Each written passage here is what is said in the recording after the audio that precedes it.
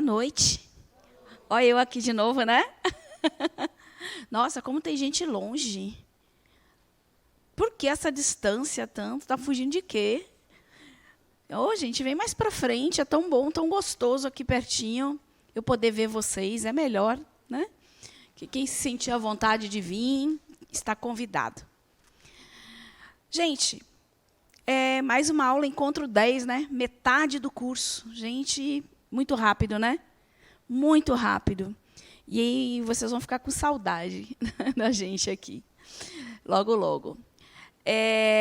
Bom, primeira pergunta aí. Alguém ainda não se inscreveu para a mediúnica? Se não se inscreveu, depois, né? Confirma aí com a equipe.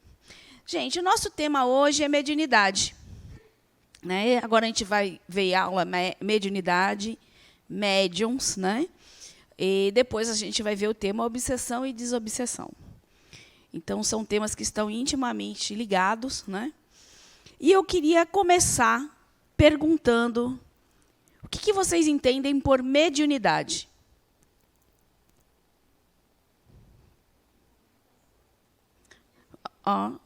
Pronto.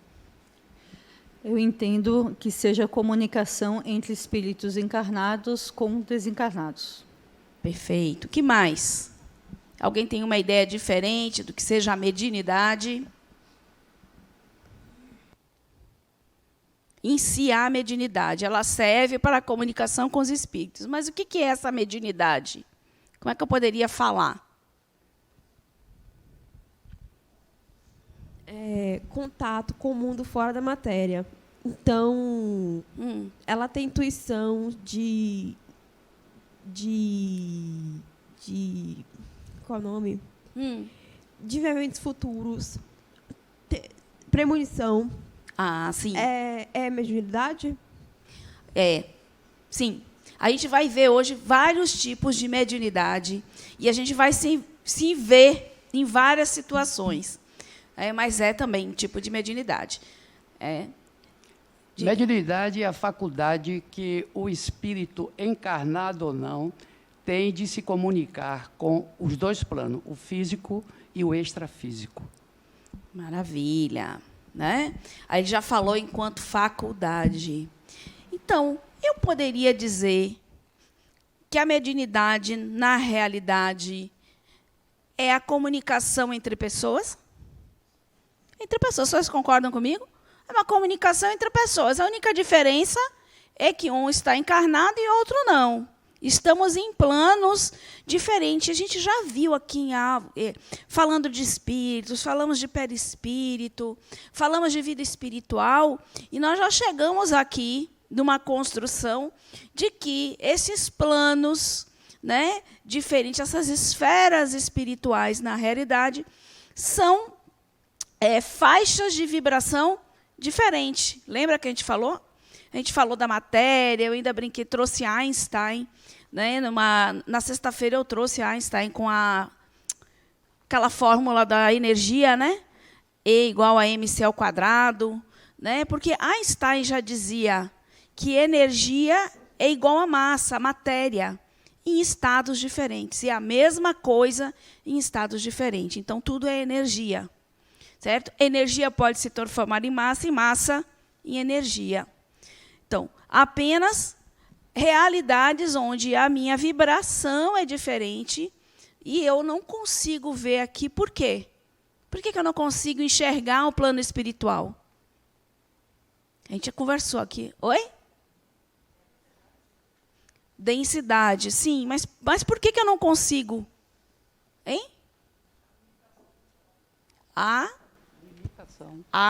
Repete aí no microfone. A limitação dos órgãos. O espírito encarnado não tem não é sutil como o espírito desencarnado. As propriedades do espírito desencarnado é bem mais avançada. Bom, vamos pegar aí exatamente o que você falou. Só recapitulando, né? Os meus, como é que eu percebo a minha realidade aqui? A partir de quê? Dos 5 sentidos, né? Que, na verdade, são órgãos e equipamentos. Lembra que a gente conversou sobre isso? São órgãos e equipamentos ao nosso serviço, para que a gente possa enxergar, sentir, né, cheiros, enfim, ouvir. Então, esses órgãos de sentidos, né, estão, na realidade, lembra que eu ainda já falei, calibrados, aferidos para uma determinada frequência, que não é a frequência. Então, aqui no plano encarnado, né, a nossa matéria mais densa tem uma vibração diferente, né, uma frequência diferente. E meus órgãos de sentidos físicos não têm condições de perceber essa realidade. Então, o órgão do qual eu me utilizo para perceber isso é a mediunidade. E a mediunidade nada mais é do que a comunicação entre pessoas. A gente dá o nome de mediunidade porque estamos em planos diferentes. Certo? Então, podemos seguir, foi só para recapitular isso aí. É importante esse conceito aí, viu? De frequência, de vibração, relembrar essa questão dos planos para a gente entender melhor aqui a comunicação. A comunicação, né, mediúnica.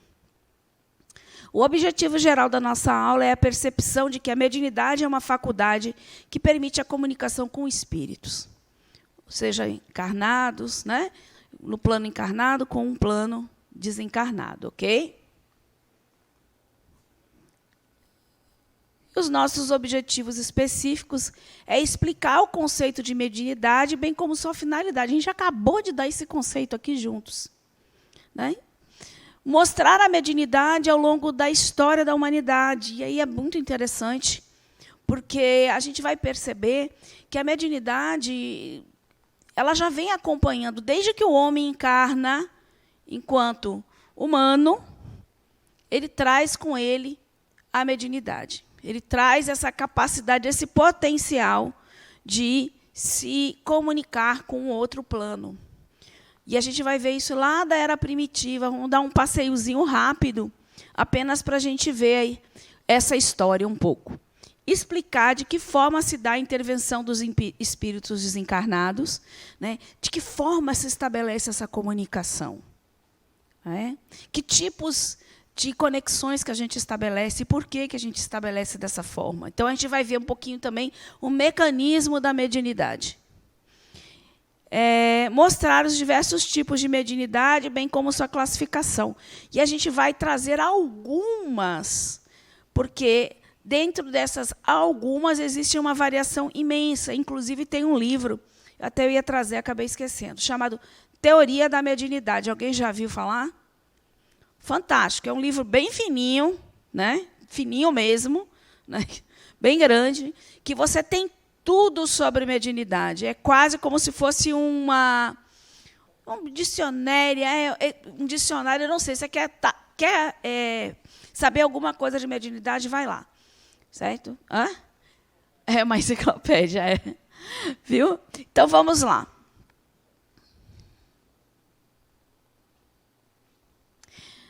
Não dá para a gente falar de mediunidade sem falar do médium. Né?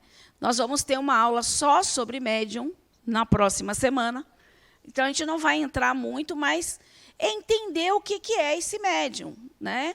Então, está lá, na questão 159 do Livro dos Médiuns, toda pessoa que sente, em um grau qualquer, influência dos espíritos, é por isso mesmo médium.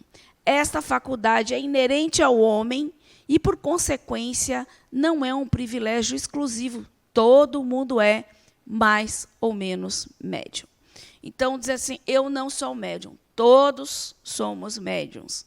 Quando nós falamos em médium, a primeira imagem que vem é aquela pessoa que é ostensiva, né, que dá comunicação, que psicografa ou apresenta qualquer outro tipo de mediunidade de forma mais visível. Mas todos nós temos a mediunidade, nos utilizamos dela e nem percebemos.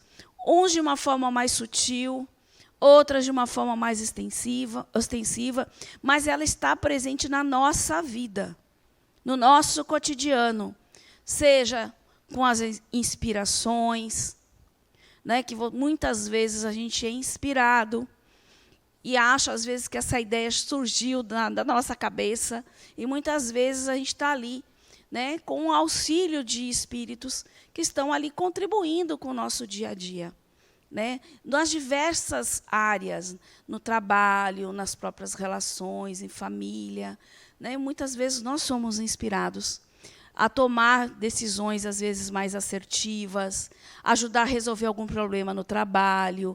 A mediunidade está presente o tempo inteiro, né?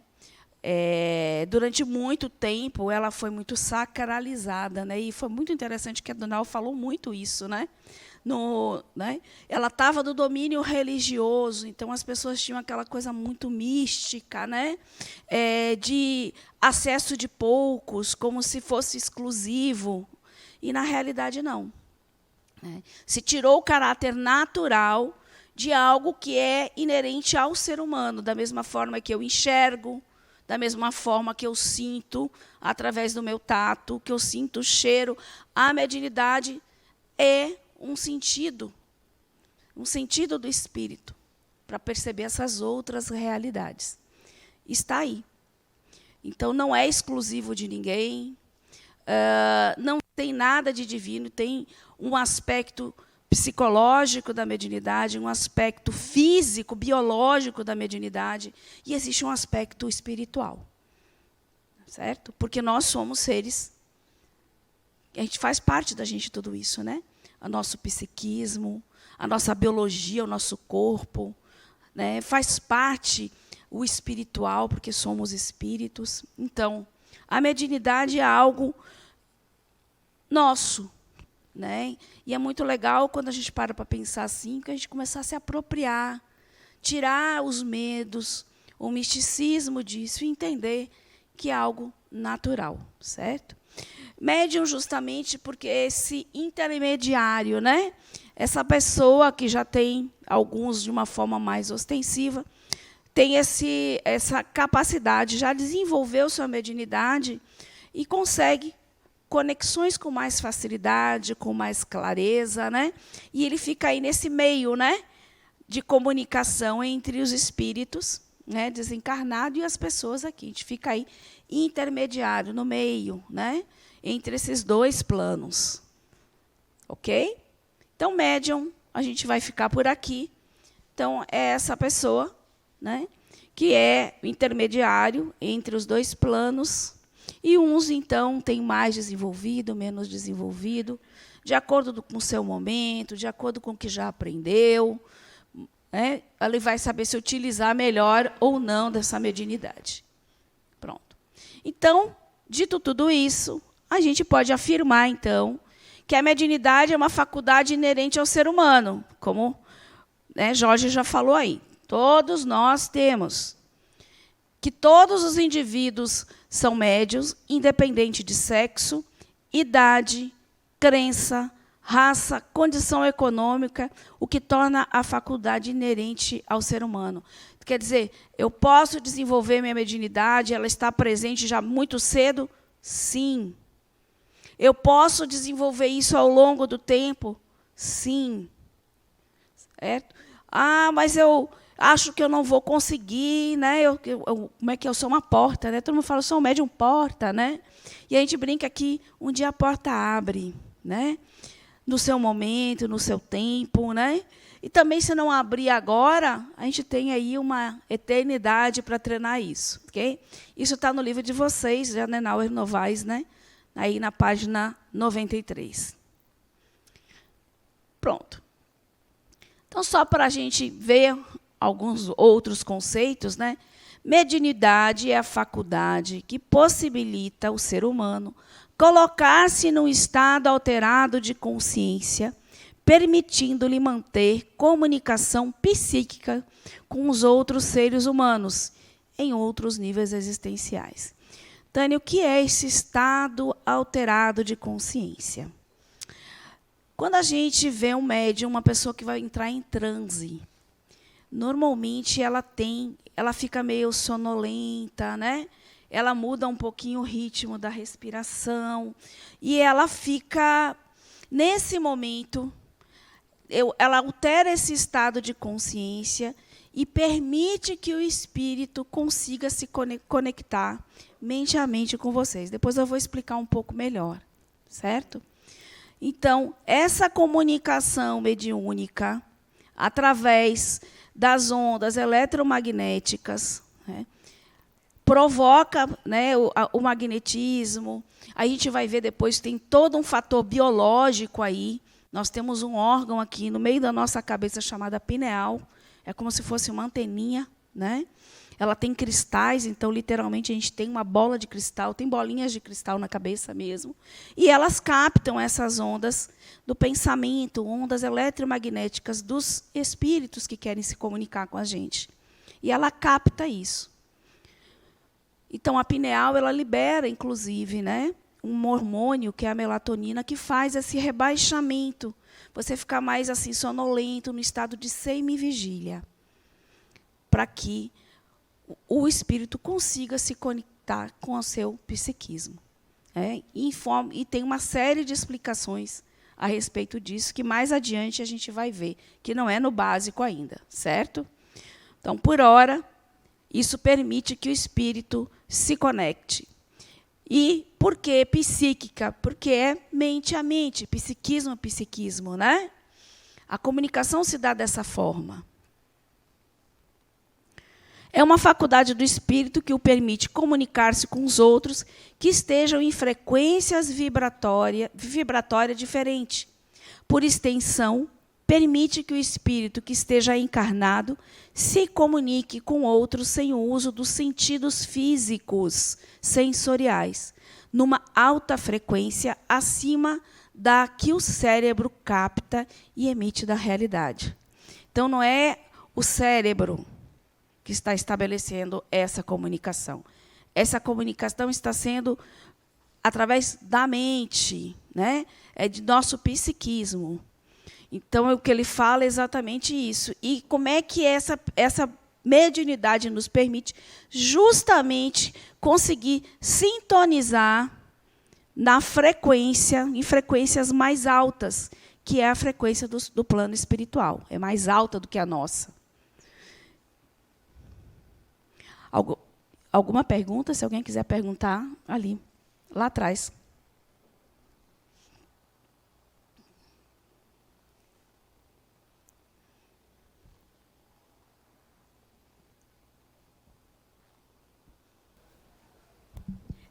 Você falou da glândula pineal, que tem a ver com mediunidade. Sim. Mas você também disse que o cérebro não está relacionado com a mediunidade. A comunicação é mente a mente, mas a pineal, ela capta essas ondas eletromagnéticas para proporcionar ao nosso corpo biológico as condições para a conexão.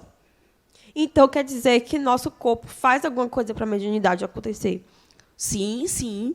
A pineal faz, sim. É certo? porque você tinha dito que o cérebro não faz. Mas não é o cérebro, é a comunicação em si.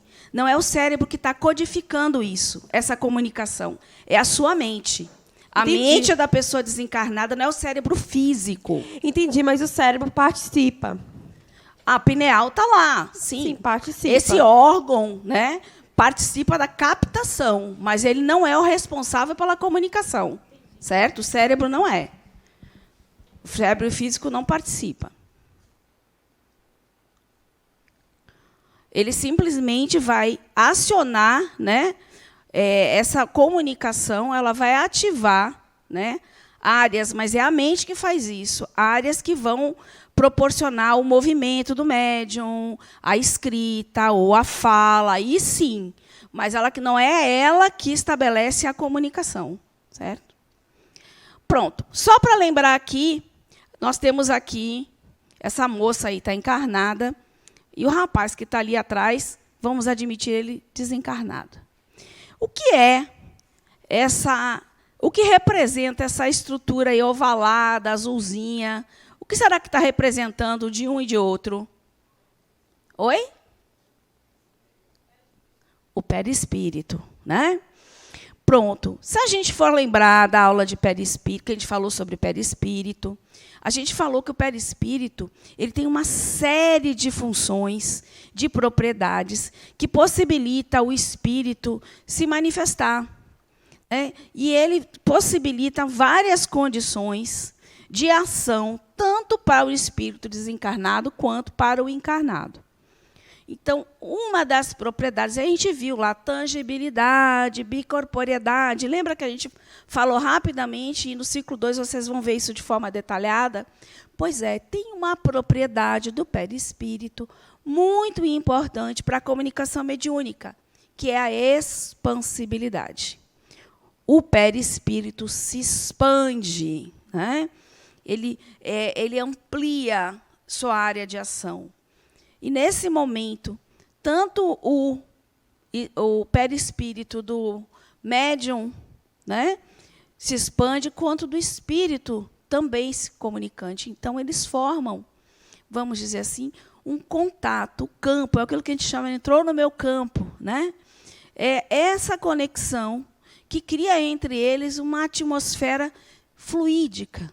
Né? Você tem fluidos envolvidos nessa comunicação. Então, quando a gente para analisar, o mecanismo da mediunidade se dá exatamente dessa forma.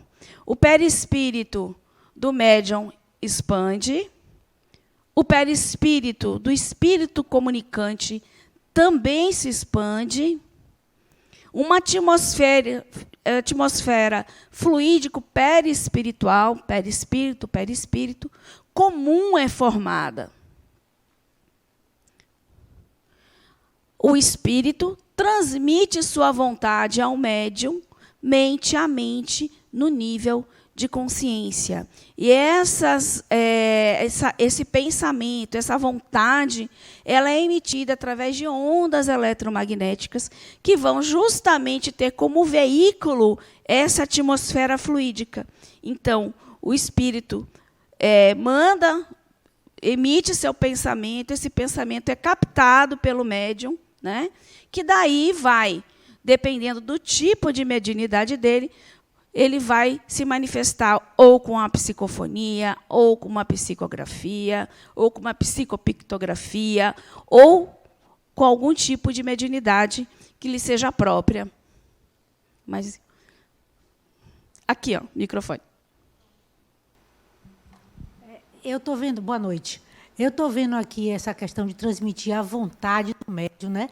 Aí eu estava me lembrando que tem também, além da vontade, as sensações, né? Sim. As emoções, os sentimentos, as angústias, até dores físicas, entre aspas, que ele tenha, né? Sim. Por isso que, às vezes, o médium, quando está ligado muito cedo àquele espírito que vai se comunicar, vamos dizer, à noite, numa mediúnica, às vezes ele já está ali junto ao médico e o médium chega na reunião já sentindo aquelas sensações todas, né? Então, além da vontade, tem tudo isso. Isso é bem característico. A gente vai estar falando, mas vai? exatamente. Tá. Na verdade, a gente vai falando, quando chegar na psicofonia e tudo. Mas é exatamente isso. Né?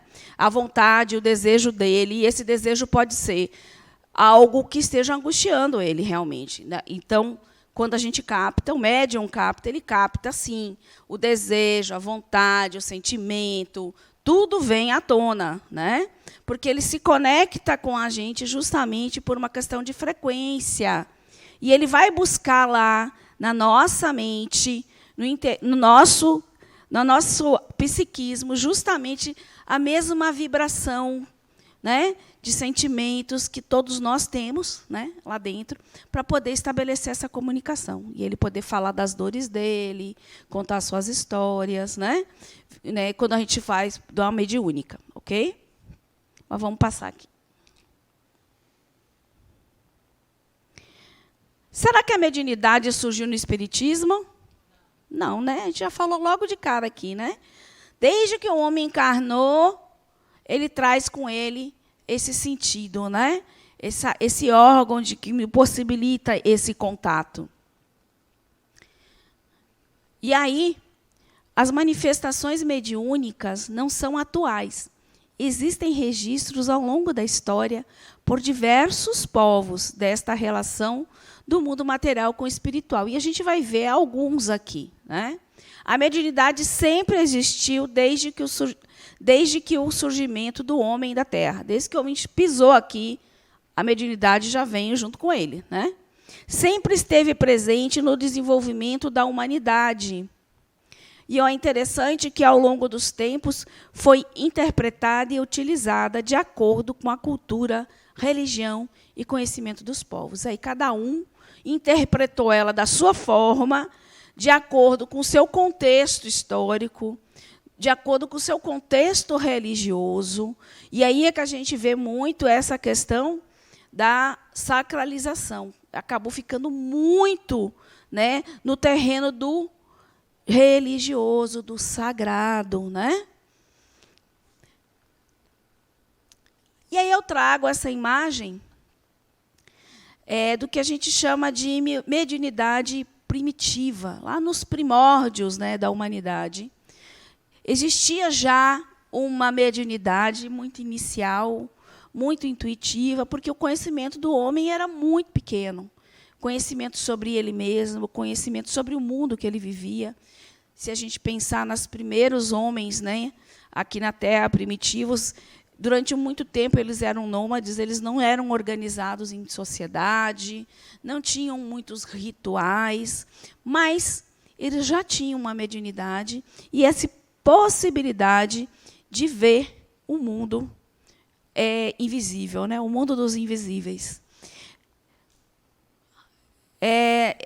Bom, se a gente for pensar, era uma pessoa que não tinha conhecimento. Então, tudo para ela era, vamos dizer, sobrenatural, né? E não tinha explicar os próprios fenômenos da natureza, né? O trovão, a chuva, o sol, tudo que movimentava a natureza, que para a gente hoje a gente entende que são fenômenos naturais, normais para a gente.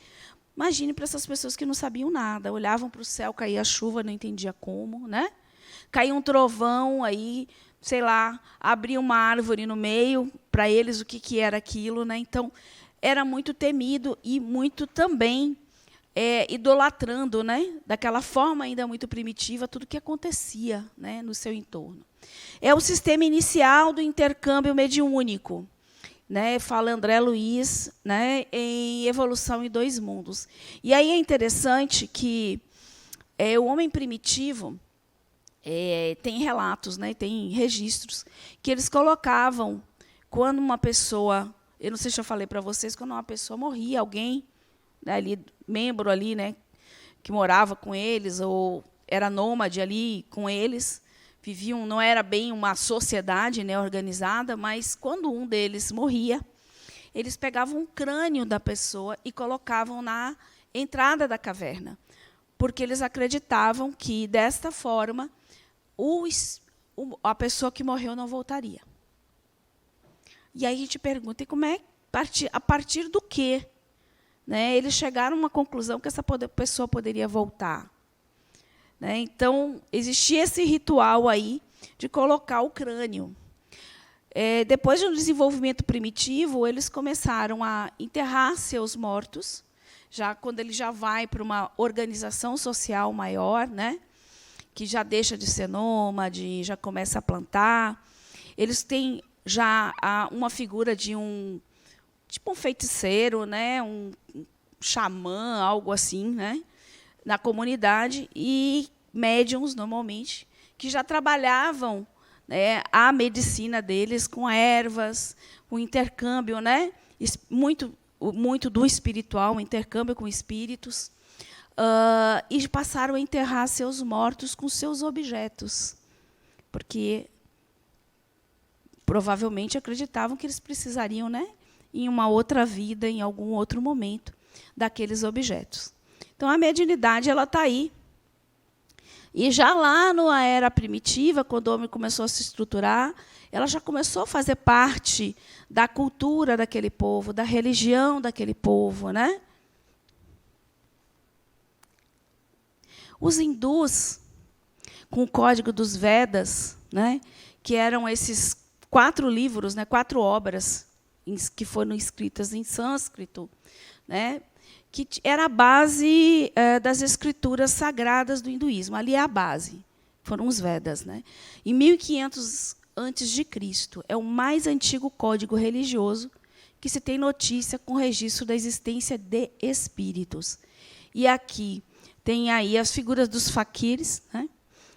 Eram médiuns que praticavam muitos fenômenos mediúnicos, entre eles a levitação, o estado sonambúlico, até o nível do êxtase, a insensibilidade hipnótica à dor. Então, a gente vê muito essa questão, né, de andar sobre brasas, não queimar os pés e não sentir dor, entre outros. Além do treino para a evocação dos pitres. O que eram os pitres? Espíritos que vivem no espaço depois da morte do corpo. Então, eles já, né, provavelmente, esses médiuns já tinham essa visão dessas pessoas desencarnadas e que ficavam ali, que apareciam, né, cujos segredos eram reservados somente àqueles que apresentassem 40 anos de noviçado e de obediência passiva. E aí, os espíritos dos antepassados, no estado invisível, acompanham certos brahmes, convidados para a cerimônia em comemoração dos mortos, sobre uma forma aérea, seguem-no e tomam lugar ao seu lado quando eles se assentam. Então, já acreditavam nisso, né, que esses brahmes tinham esses espíritos que acompanhavam eles, e eles tinham essa cerimônia aí no Dia dos Mortos, onde essas pessoas que desencarnadas, né, acompanhavam esses brahmes, iam à mesa, eram convidados para estarem presentes, né? Sumários e babilônios. A medicina dos sumerianos, misto de ervanaria e magia, com receituário, consistia principalmente em feitiços para exorcizar os maus espíritos que acreditavam ser a causa de suas doenças. Os babilônios primitivos acreditavam em espíritos malévolos que se escondiam na escuridão e cruzavam os ares, espalhando em seu caminho o terror, a destruição, para os quais a única defesa eram os sacrifícios e os sortilégios. E aí, quando a gente fala que cada civilização, né, se apropriou dessa mediunidade, interpretou ela e se utilizou de alguma forma, é exatamente isso, né? Aqui, eles faziam como rituais, né, sacrifícios. Os egípcios, e aí a gente está permeado de história, de filmes, né, que mostram, né, essa relação dos egípcios com a morte, né, com o pós-vida.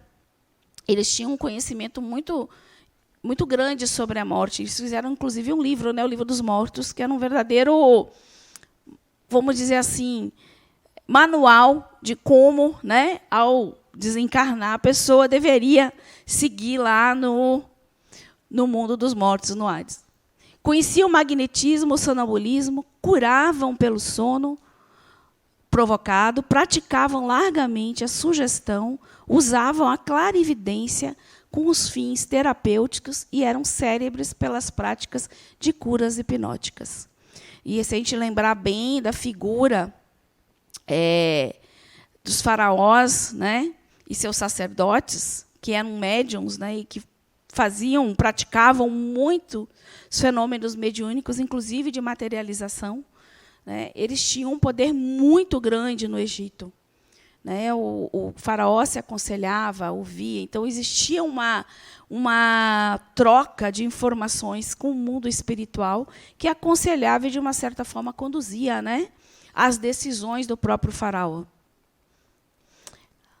Emancipação da alma, eles já falavam, né, da emancipação da alma, né, tanto na parte de desdobramento, né, como também após a morte, né, do corpo físico.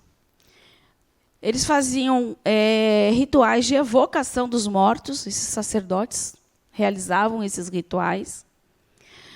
Era uma prática restrita aos templos sagrados, misteriosa e sem acesso aos leigos. Então, era algo para poucos, né? A população simples, né, do Egito não tinha acesso a isso. Eram bem poucos.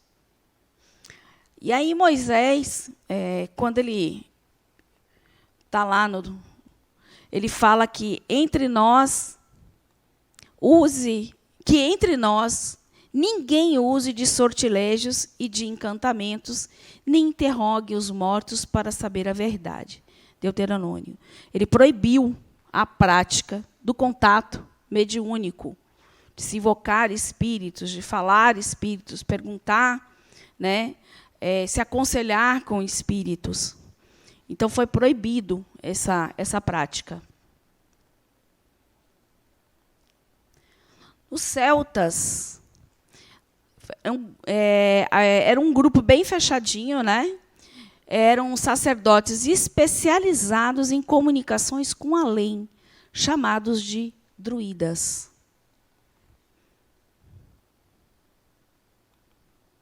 Os druidas, sacerdotes celtas, já admitiam a reencarnação, a inexistência de penas eternas, olha como já chega bem próximo, né, do que a gente fala aqui, o livre-arbítrio, a imortalidade da alma, a lei de causa e efeito e as esferas espirituais, na existência de elementais como duendes, fadas, gnomos e etc., e na proteção dos espíritos superiores. A gente está falando... Aí, esse espírito Zéfiro, revela, né, isso lá no século XIX, revela que aproximadamente no século 100 a.C., Kardec, na realidade, foi um chefe druida, foi um sacerdote druida. E ele adota esse nome Allan Kardec porque era o nome dele quando ele foi esse sacerdote druida.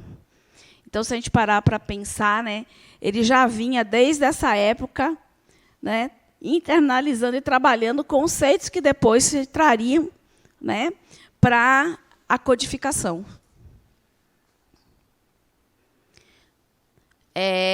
O Zéfiro é esse espírito que passou a dirigir as reuniões das mesas girantes realizadas pelos Baldin em Paris. E a gente vai dando uns saltinhos, a gente falando dos gregos e romanos. Quem nunca ouviu falar do oráculo de Delfos, na Grécia, né? Pois é. Era um santuário em homenagem ao deus Apolo, porque esses oráculos eram homenagem a deuses, né? Existiam outros oráculos, mas esse aí é um dos mais conhecidos. Eram santuários em homenagem aos deuses. Representava o oráculo, na realidade, era a representação da divindade.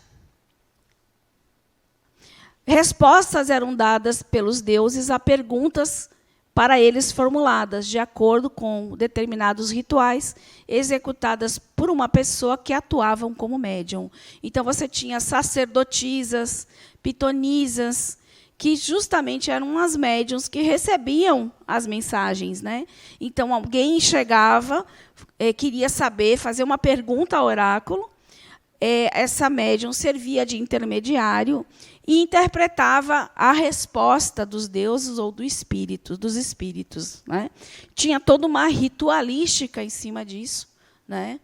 Mas era um momento que a sociedade grega, romana, eles se baseavam muito pelos conselhos dos deuses, né?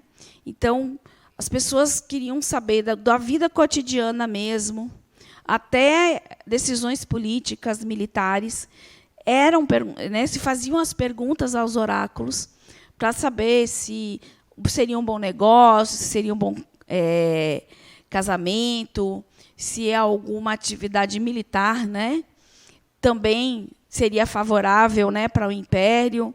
Então, gente de todas as classes sociais, inclusive autoridades públicas e militares, visitavam esses lugares e recebiam orientações das mais diversificadas. Nada era feito sem consultar. Então, era uma sociedade que tinha na mediunidade algo muito natural. O contato com os espíritos, para eles, era muito normal, né? Fazia parte do cotidiano, da vida, né, das pessoas nesse período. E a gente fala da mediunidade com os judeus.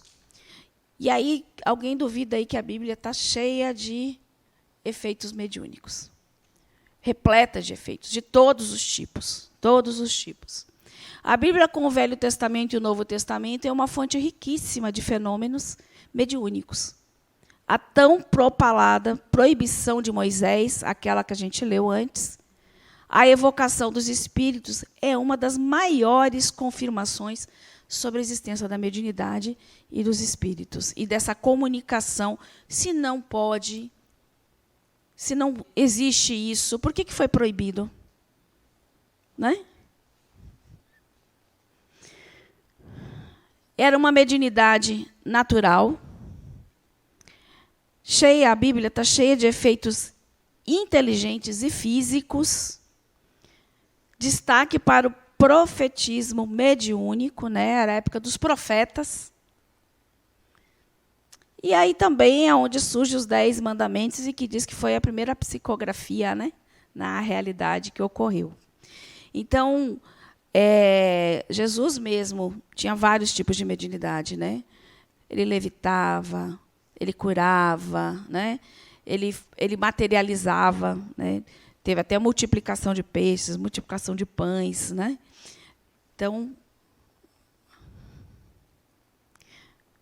e aí, quando se fala de Jesus e os apóstolos, a gente percebe uma demonstração sobre o conhecimento da mediunidade muito grande. Eles se utilizavam disso, né, de forma muito natural, né?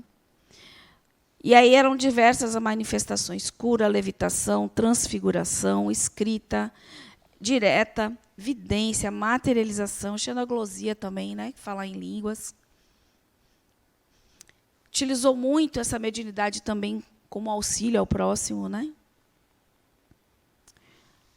E uma consciência da imortalidade imensa, né? Jesus falava que que o reino dele não era esse. Ele isso era algo tão integrado nele, né? Ele tinha tanta consciência da imortalidade dele. E naquela época era muito interessante. As pessoas às vezes eram assassinadas, né?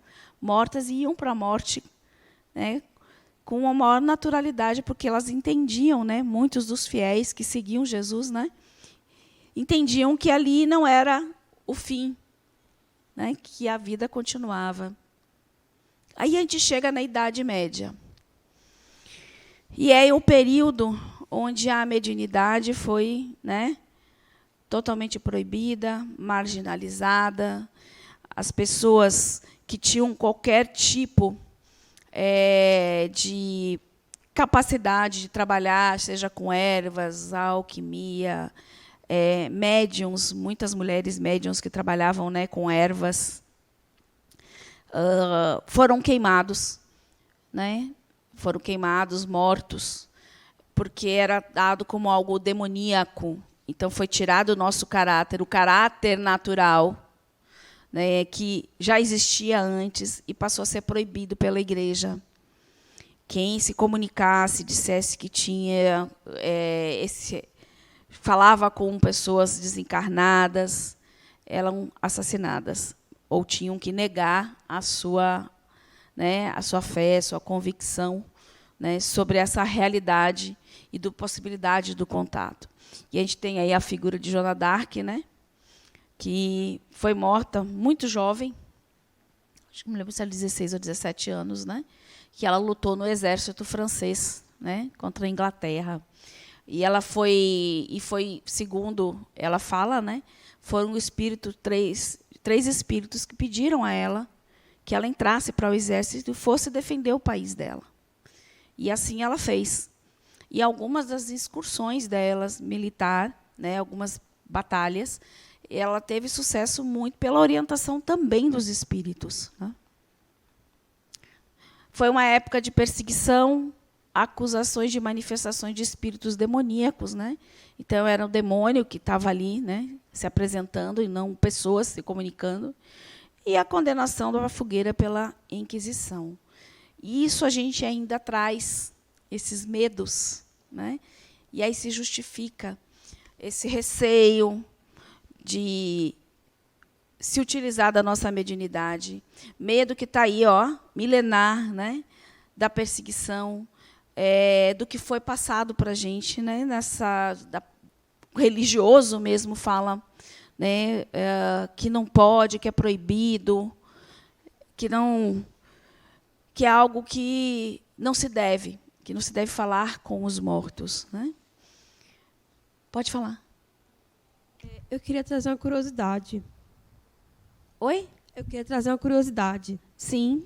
Eu não sei se é verdade, mas eu vi numa página no Instagram dizendo que essa Joana d'Arc é a reencarnação de Judas Iscariotes, que dedurou Jesus, que ele teve várias vidas, teve a chance de se redimir e que nessa última encarnação ele foi Joana d'Arc.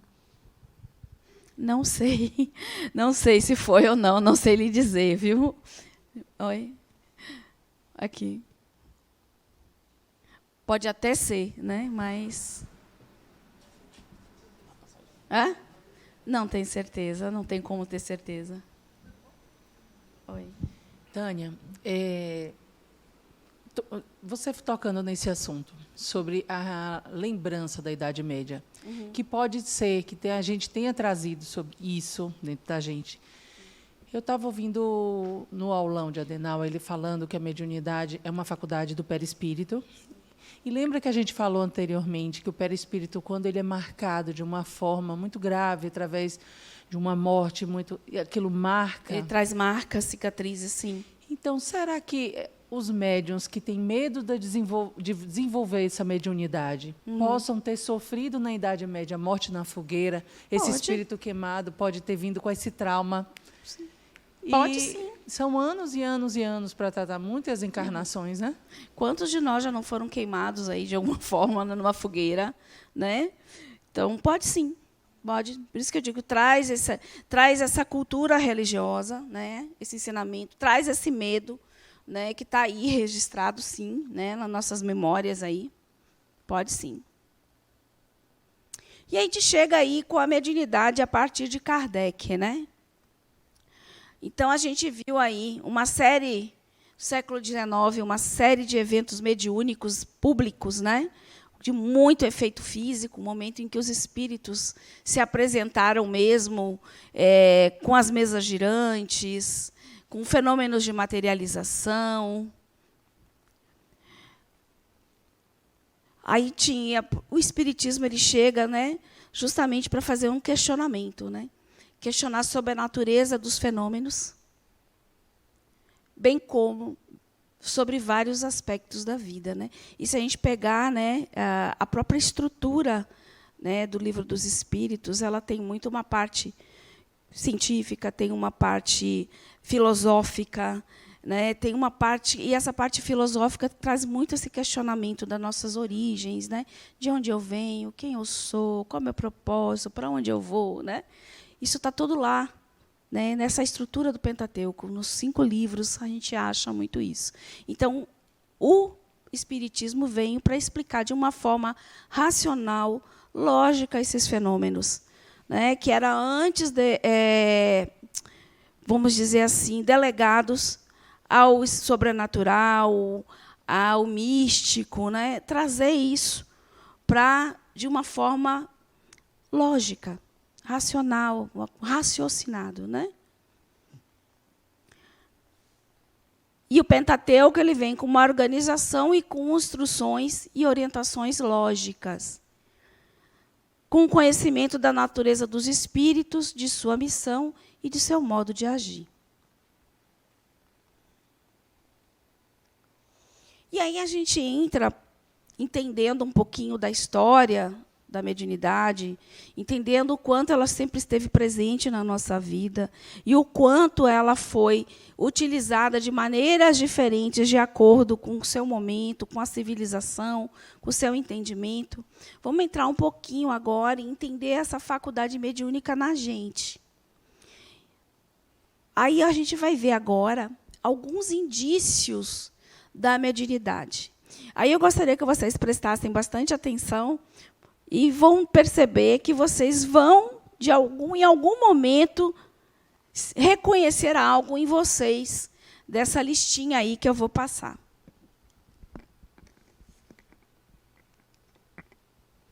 Inspiração aguçada.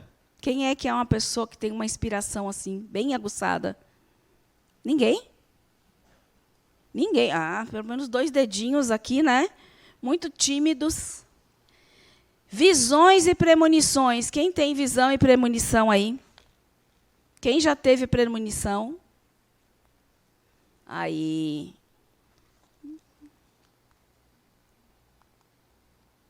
Distúrbios no sono. Você está bem, viu? Até agora esse dedinho levantou em todas as vezes. Eu só estou vendo ela, o dedinho dela. Bem-vinda também, viu? Sonhos com quem já morreu. Quem é quem já sonhou? Já aumentou aí o número de mãozinhas, né? Eu tive uma época da minha vida que isso foi muito forte em mim. E eu acho que a coisa mais marcante que aconteceu comigo a respeito disso foi... Eu sou de Porto Alegre, né? Eu era recém-casada e o meu esposo, nós compramos um apartamento pequenininho, daqueles tipos de prédio de 3 andares, que tem 4 apartamentos, né? Que sem elevador, que tem aquele só a escada, né? E eu tinha uma vizinha na frente, um casal, que a gente fez amizade, assim, eles chegaram a jantar na minha casa, eu fui jantar na casa deles, né? Então, ficou uma amizade. Um belo dia, a gente acordou muito cedo, tipo 5 da manhã, porque gaúcho para ir para a praia é um processo, né, gente? Não é que nem vocês, que tem um mar maravilhoso. A gente tem que pegar ônibus ou pegar um carro, fazer uma viagem de 100 e tantos quilômetros. Normalmente, quando chega lá, ainda chove, né? Você fica com a praia. É bem isso mesmo. E nós abrimos o apartamento, né? Íamos para a rodoviária, a gente não tinha carro, ia para a rodoviária para me dirigir uma praia, para ir para a praia.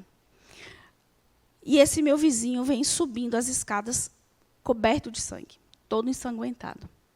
E aí eu levei aquele susto, né? E a primeira pessoa que me veio à mente foi a esposa dele. E eu perguntei por ela imediatamente. E ele me disse, eu falei, o que aconteceu? Algo chegou para mim que era com ela. E ele disse, não, nós sofremos um acidente. Sim. E esse acidente foi como? Não, a gente se acidentou de carro. E eu falei, ela está como? Ela está onde? Ele disse, não, ela está no hospital, eu já levei. Ela já está sendo cuidada. E eu vim pegar aqui alguma coisa de saúde, de carteira de saúde, mas já está tudo bem. Eu falei, você quer que eu ajude? A gente vai. Você está precisando de alguma coisa? Não, não, a família já está avisada, já está sendo tudo controlado. Eu falei, tem certeza? Tenho. Eu falei, bom, a gente olhou um para o outro, então vamos para a praia. Mas eu fui com aquilo, meu coração dizia que tinha algo errado. Aí eu cheguei, me lembro que eu fui para a casa do meu padrinho, comentei a situação de ter visto essa pessoa chegar, subir toda ensanguentada. E fui dormir, né? E à noite eu sonho que eu estava no meu apartamento, que eu abria a porta do meu apartamento, e o apartamento dela ficava assim na diagonal, né? Do meu, e eu via ele, o marido dela, sentado na mesa da sala, perfeitamente. A cena assim, não teve distorção nenhuma. Mexendo nervoso, muito nervoso, numa documentação. E ela vinha em minha direção, já na forma espiritual. E ela veio flutuando e chegou até mim e me falou, Tânia, ele mentiu. Não vou falar o nome, ele mentiu. Nós não nos acidentamos, ele me matou, esfaqueada, a caminho do trabalho. E ela trabalhava perto, na Zive Hércules, de Talheres, aquela, né? Que era próximo de onde a gente morava. E eu acordei assustada, muito assustada, e comentei com todo mundo na mesa. E eu me lembro que o Roberto falou, Tânia, você está impressionada, porque você viu o marido dela todo ensanguentado. Eu falei, não, foi muito real. Aí meu padrinho vem chegando com o Jornal da Manhã, está lá estampado nas páginas policiais, que ela tinha sido esfaqueada a caminho do trabalho e que o suspeito era o marido. Então, era muito comum, né, esses tipos de sonhos, né, comigo, de chegar. Então, são sonhos assim, né, muito claros. Né? Até hoje eu digo, falei para o Roberto na época, será que ela quer que eu fale alguma coisa, que eu vá para a polícia? Roberto, você vai dizer o quê? Que o espírito dela veio e disse para você que o marido é um assassino? Fica complicado, né? Aí eu, na época, sensações ou ideias estranhas, tipo assim, ideias que às vezes não são suas, que você não imagina, de onde saiu isso, né? De onde eu tirei isso, né? Percepções até fisicamente estranhos que lhe incomodam, né? Sem querer para quê? Sensações de desmaio eminente, você. Eu tinha a sensação, só que eu desmaiava. Eu desmaiava. Sem que nem para quê. Eu estava normal, e o meu marido passou um trabalho bem grande comigo durante um bom período, né, até que chegou um momento em que isso parou. Mas eu desmaiava mesmo, eu apagava sem nenhum motivo. Fiz tudo quanto é exame, não tinha nada. Né? Fiz tudo, eletroencefalograma, fiz tudo que você imaginar, e não tinha nada. Aceleração dos batimentos cardíacos, né? Acha que está infartando. Na realidade, isso faz parte de uma questão física que acontece com a gente, né? Que promove, quando nós fazemos a conexão mediúnica, a gente promove uma série de efeitos físicos, né? Um deles é justamente batimento cardíaco, aceleração cardíaca, né? Formigamento na ponta dos dedos, a sensação de que a cabeça está estalando, zumbido. Você sente, às vezes, parece que o corpo está inchando, parece que você está inflando, como se fosse uma bola inflável. Tudo isso é provocado pelo fenômeno mediúnico. Quando acaba a conexão, cessam-se todos os sintomas, a gente fica normal. Né? Mudança de humor. Né? Você está bem, acordou seu dia, está tudo lindo, maravilhoso. Lá pelas tantas, você muda o seu humor, não sabe nem por quê. Né? Não estou falando de bipolaridade, não, nada disso. Simplesmente você entristece, ou você se irrita com facilidade. De onde vem isso? Muitas vezes ali é uma conexão que você estabeleceu com a pessoa que está com essa sintonia. Crises de choro. Né? Alguém aí já teve vontade de chorar sem saber por quê, sabe? E dá aquela angústia e você começa a chorar. Adormecimento ou formigamento de braços e pernas, que é o que eu falei também, né? Arrepios, calafrios e tremores. Gente, é claro, né, que aceleração dos batimentos cardíacos. É bom investigar, né, gente? Vai que não é mediunidade, vai que é um problema cardíaco, né? Então, não deleguem tudo à mediunidade, tudo que é físico. Então, é preciso que se investigue. Não tenho nenhum problema cardíaco, está tudo normal, tenho essa aceleração. Aí eu posso dizer, pronto, foi algum contato mediúnico aí, alguém que se aproximou e que provocou, né, essas reações no meu corpo. Arrepio, calafrio, tremores, né? Você certifica que não tem uma corrente de ar, que o ar-condicionado não está gelado. Né? Então, para a gente também não sair por aí, delegando tudo o que acontece na vida da gente ao mediúnico. Né? Então, é bem...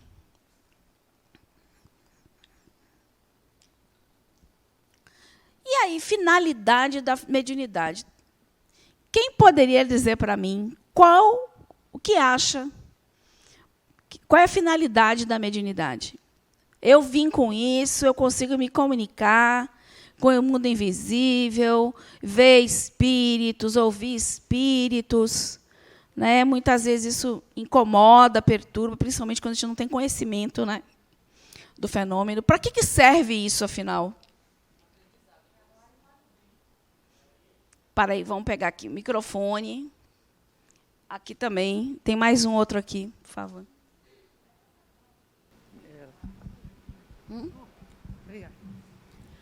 Uma das coisas é o trabalho para o bem, né?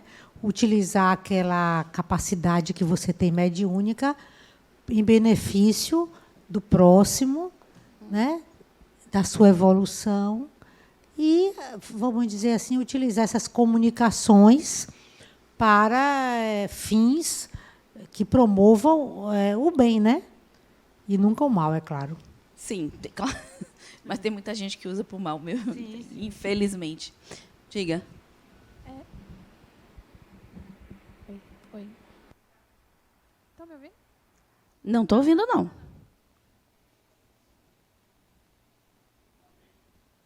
Tente aí. Não está, acho que...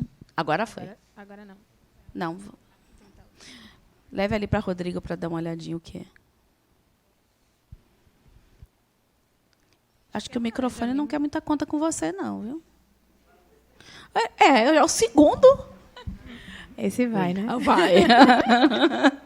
Diga. Eu acho que tem muitas finalidades, né? É difícil até resumir, porque tem muitos tipos de mediunidade, como você mesma vai mencionar, e a gente conhece algumas. Mas eu acredito que, agregando ao que ela acabou de mencionar, tem a questão da liberdade do espírito também, né? Quando a gente pensa na mediunidade artística, por exemplo, acho que é uma forma de expressão, né, de se manifestar, né, de se mostrar. Acho que tem a questão do desenvolvimento não só de quem está aqui, como também de quem está do outro lado, da ajuda também, do acolhimento, né? Então, como aquele filme As Mães de Chico Xavier, né, como que ele usava a psicografia para trazer conforto, notícias, informações como você recebeu. Então, acho que tem muitas finalidades. E existe para o mal também. Infelizmente, não tem muito controle, né? Tem a influência também que vem do mal, mas que tudo é uma oportunidade de aprendizado, né? De crescimento. Legal. Mais alguém? Ninguém mais sabe? Ninguém mais quer falar? Gente, tem isso também. Eu acho que, exatamente como as colegas falaram, né? É uma possibilidade para a gente de aprendizado muito grande. E é uma oportunidade de troca também, né? Muita troca, né? Porque nós aprendemos, mas também o outro aprende, né? Nós nos desenvolvemos e o outro também desenvolve. Então, é mútuo, né? O benefício é mútuo, né? Claro que ela também é uma ferramenta que você pode estar utilizando para fazer o bem. Até porque, quando a gente faz o bem, a gente está fazendo o bem para a gente também, né? Muito mais, às vezes, do que a gente imagina. Fazer o bem é muito bom, né? É bom demais. Então, outra coisa que eu falo, evolução espiritual do médium através da integração de habilidades. Vocês concordam? É uma ferramenta de evolução, de educação, de aprendizado. Cada comunicação que eu trago de um espírito tem alguma coisa minha ali também. Porque ele se utilizou da minha mente, do meu psiquismo para se comunicar. Então, ele traz algo que é meu também. Ele foi buscar em mim algo que se afinize com ele, para que ele possa ali fazer aquela catarse dele, falar, contar as tristezas deles, passar esse sentimento. Então, tem algo que é meu. Então, cada vez que eu trago uma comunicação, é uma oportunidade de autoconhecimento também, né?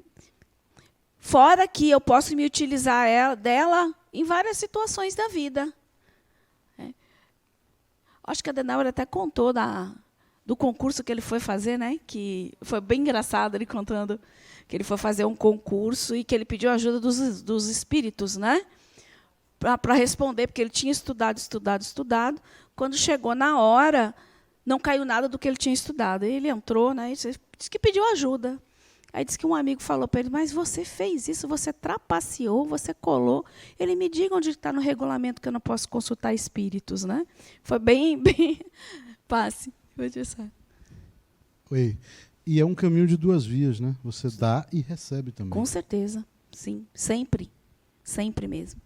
Demonstrar a continuidade da vida após a morte, que é a maior certeza de você estar ali falando, ouvindo a pessoa.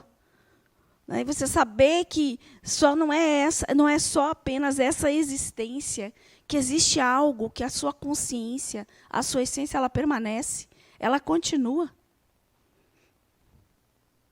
Instrumento de autoconhecimento e autodescobrimento, que é aquilo que eu estava falando, né?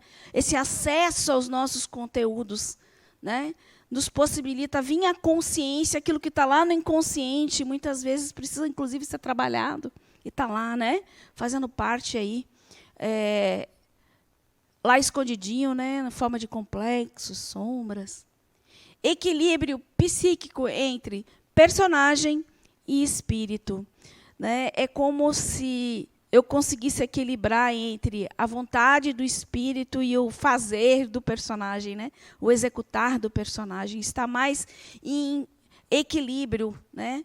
Que esse personagem consiga representar melhor o espírito que eu sou, né? Contribuir para a minha evolução, para o meu aprendizado.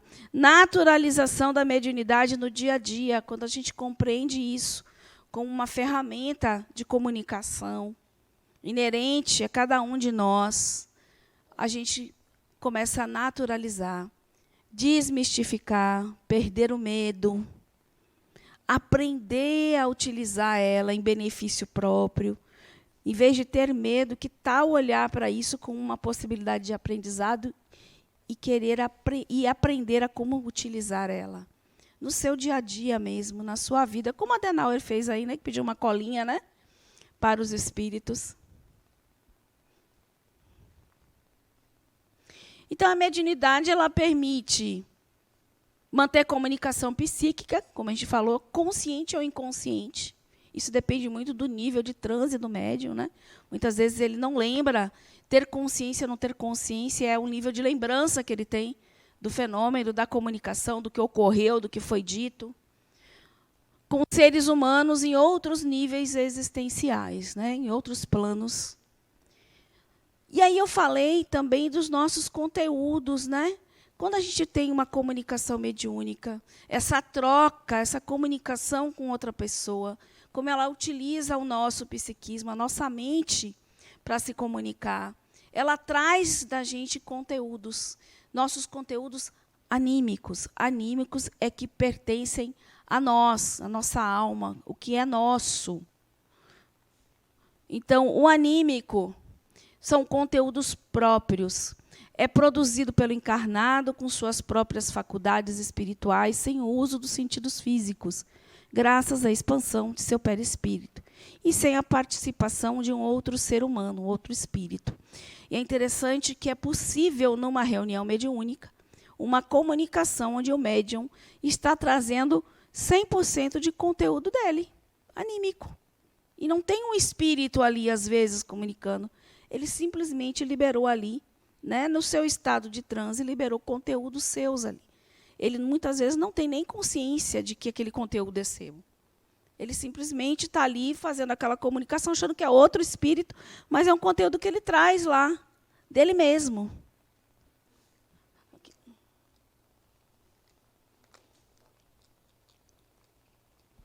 Obrigada, Roberta. E como saber, numa reunião mediúnica? Não tem como saber. A gente tem como desconfiar, por exemplo. Um médium que dá sempre o mesmo tipo de comunicação. Toda vez que senta, por exemplo, traz questões sempre financeiras. Traz, sabe? Aí você pode começar a desconfiar que tem algo ali que ele está trazendo que é muito anímico, mas não tem como você saber. E o que nem o a médium pessoa faz para bloquear esse animismo? E não bloqueia e nem deve bloquear. Faz parte da comunicação. O anímico é necessário para a comunicação mediúnica. Não. Sem um anímico, o espírito não Mas consegue. A educação, tipo assim, o estudo e a educação do médium. Sim.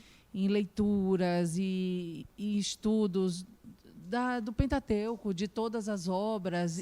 Você acha que isso vai fazer com que gradativamente o animismo diminua e realmente a comunicação aconteça ou não? Olha, quanto mais você tem conhecimento, né, do seu potencial mediúnico, quanto mais você tem autoconhecimento, aí parte muito pelo autoconhecimento, né? Você vai entender os conteúdos que chegam até você, se são seus, não são seus, mas nem a gente, às vezes, sabe. É muito difícil. É muito difícil a gente conseguir identificar aonde começa o anímico e onde é do espírito, quando termina um e quando começa o outro. Toda comunicação mediúnica tem um animismo. Toda. Não existe nenhuma comunicação que não traga o conteúdo do médium, certo? E é necessário, porque é desse conteúdo que o espírito vai estabelecer a sua comunicação, suas conexões. E tem uma outra coisa muito interessante também. O anímico é como se fosse o nosso filtro também. Muitas vezes, um espírito chega muito agressivo, falando palavras de baixo escalão, e o seu anímico, o seu conteúdo, aquilo que você é, que vai impedir que você se manifeste dessa forma, você vai segurar. Então, ele pode estar chegando aqui, gritando, xingando, e você está aqui falando, o espírito está muito nervoso, ele está muito transtornado, mas você não vai repetir o que ele está fazendo. Pode falar. Essa preocupação... Está falando? A preocupação da gente dizer assim, porque a manifestação é da pessoa, como é que a gente veda isso e tal. Mas, na verdade, se o espírito pode se comunicar, o espírito desencarnado, por que não o espírito encarnado? Né? Se o espírito desencarnado merece, entre aspas, um esclarecimento, o encarnado também merece. Né? Então, a gente, às vezes, fica achando que é como se o animismo fosse uma coisa errada. Né? Confunde com a mistificação. Mas não. Charlatanismo. Mas não, é uma manifestação simplesmente do espírito encarnado. Né? E, assim, a gente costuma dizer que pouco importa o quanto tem de conteúdo seu, o quanto tem de conteúdo do outro. Exatamente como ela falou, são dois espíritos. E como são dois espíritos, precisam ser cuidados da mesma forma. Então, conteúdos, às vezes, seu que aflora, são conteúdos que você estava precisando trabalhar também, e que, no momento, está ali. Você não sabe que é você. Você está ali, muitas vezes, achando que é o espírito, mas está colocando conteúdo que é seu, e não tem problema. Não existe problema nisso. Né? Então, não tem preocupação, é meu, não é meu. Isso aí é uma coisa que a gente vai eternamente sempre se perguntar, será que essa comunicação não tinha algo comigo, não era minha? Aí a resposta é, sempre tem algo seu, sempre tem a ver com você. Sempre é para você também o que chega. Pode falar. Boa noite. Boa noite. Acontece dessa informação própria que está sendo passada ser de vidas anteriores? De personagens já vividos? Isso. Sim. Porque todos os conteúdos nossos estão aqui na nossa mente. Você pode estar trazendo questões de muitas vidas para trás. Pode sim. Sim, porque está tudo lá. Né? A gente tem que... Mais tarde a gente vai ver que todos esses conteúdos nossos, de experiências emocionais que ficam gravadas, elas estão lá todas juntinhas, de forma temporal, não está assim, cronológico. É como se você tivesse um núcleo emocional e que tudo que você fosse vivendo, né, referente àquela emoção, fica ali armazenado juntinho. Então, você traz, sim, sempre. Pode trazer, sim, tranquilamente. E aí, não confundir o anímico com o charlatanismo, porque é uma diferença muito grande. Uma coisa é você trazer um conteúdo anímico seu, até sem saber, um conteúdo seu que precisa, provavelmente, ser trabalhado, precisou ser trabalhado, do que você simplesmente falsificar isso, fingir que está tendo uma comunicação, ou alterar, inclusive, o conteúdo, até às vezes que chega mesmo. Isso é charlatanismo. É diferente do anímico. Certo? Oi? Peraí que não deu para mim ouvir, não. Deixa chegar o microfone aí.